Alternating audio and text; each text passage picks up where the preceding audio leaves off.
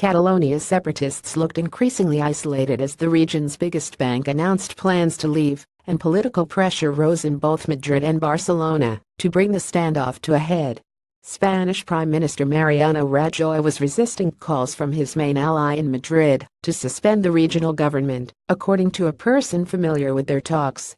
The premier's office is gathering details on what it would need to execute such a move, another person said. Catalan President Carles Puigdemont, meanwhile, was negotiating the text of a declaration of independence with his group's more radical partner, El Mundo reported. Thousands of people wrapped in flags gathered at Madrid's Plaza Colón on Saturday to rebuff the separatist movement. As music blasted, demonstrators chanted "Long live Catalonia, long live Spain, long live the Constitution and Puigdemont to prison." "It's not only about the economy," said Santiago Abascal, one of the main speakers at the Madrid protest. "The worst thing that can happen to Catalonia is to leave Spain. That is what we want to say here."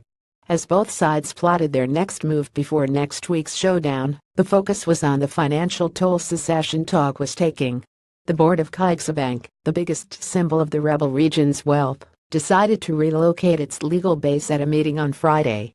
"It's very sad what we are seeing, the departure of extremely important companies from Catalonia," Economy Minister Luis de Guindos said at a press conference in Madrid on Friday. "This isn't the fault of the companies. It's clearly the fault of irresponsible policy which at the end of the day generates uncertainty and anxiety.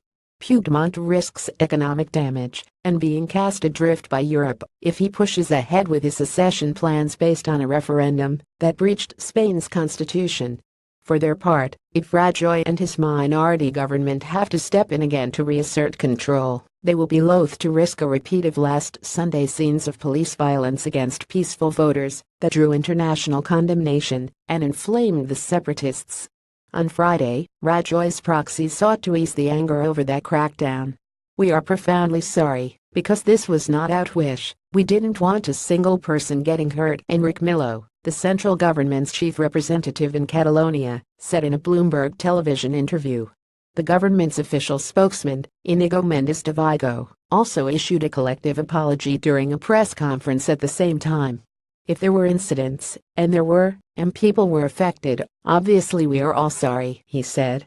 A new law approved by the cabinet on Friday eased the way for companies to change domiciles, sending a clear message to Catalan leaders that the government will use its administrative muscle to encourage the exodus. Banco Sabadell confirmed late on Thursday it will move its headquarters further down the coast to the Spanish city of Alicante, while CaixaBank's board decided on Valencia.